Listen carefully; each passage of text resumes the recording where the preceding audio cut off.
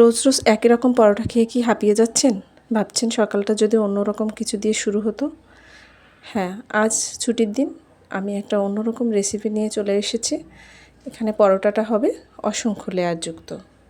এই জন্য আমার লাগবে একটা ডিম। ডিমের সাথে আমি সামান্য লবণ অ্যাড করে এটাকে ফেটিয়ে নেব। ফেটানো ডিমের সাথে আমি হাফ কাপ পরিমাণ এখানে রুম টেম্পারেচারে থাকা জল ব্যবহার করছি। আমি হাফ কাপ জলের জন্য 2 কাপ ময়দা ইউজ করব। আপনারা যদি বেশি করেন সেই পরিমাণটা ঠিক রাখবেন।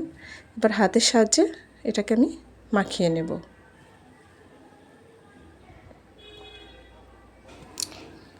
মাখানোর পরে এর সাথে আমি মিক্সড করব 2 চামচ রান্নার তেল। রান্নার তেল দিয়ে এটাকে ভালোভাবে মথে নিতে হবে। এখন আমি এটাকে ঢেকে রাখবো 10 মিনিটের জন্য। এখানে আমি রুটির মতো বেলে নিয়েছি। উপরে টপার হিসেবে আমি দিয়েছি ঘি। এখানে আমি 1 চামচ ঘি দিয়ে আমি রুটিটাকে সমানভাবে মাখিয়ে দিচ্ছি। আপনারা চাইলে এখানে রান্নার তেল ব্যবহার করতে পারেন। ঘি দিলে কি বাচ্চাদের হেলদি কিছু খাওয়ানো হয়, সেজন্য আমি ঘি ইউজ করেছি। আর দিয়েছি উপরে ছিটিয়ে দেব ময়দা। এত সুন্দর হয় এই অসংখ্য লেয়ারযুক্ত পরোটাটা, সবাই খুশি মনে খেয়ে নেবে এবং ইউনিক কিছু খাওয়ানো হবে। আমরা তো পরিবারের কর্ত্রী যারা, তারা তো চাই যে আমার বাচ্চা স্বামীকে ইউনিক কোনো রেসিপি, হেলদি রেসিপি খাওয়াতে। খুব ভালো লাগে যখন নতুন কিছু তৈরি করি। এভাবে রোলের মতো করে নিতে হবে।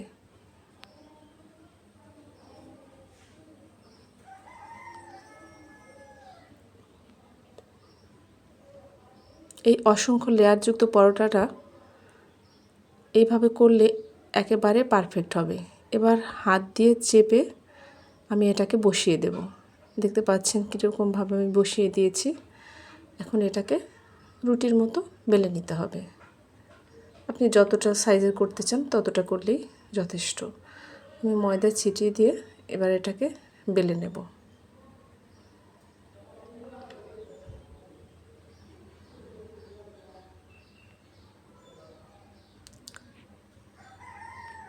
যারা কর্মজীবী নারী থাকেন তাদের রান্না বান্না করার, বিশেষ কিছু তৈরি করার সময় থাকে না, কিন্তু মাঝে মাঝে ছুটির দিনে যদি এভাবে পরোটাটা করেন তাহলে সবাই খুব খুশি হবে।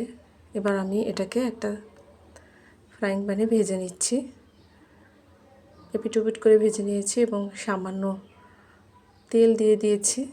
পরোটা একটু তেল না দিলে ভালো লাগে না, তাই বাচ্চাদের জন্য তেল ইউজ করেছি, কিন্তু আমারটাতে তেল দিইনি।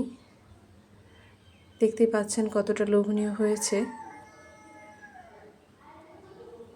এপিট ওপিট লো আছে ভেজে নেবেন।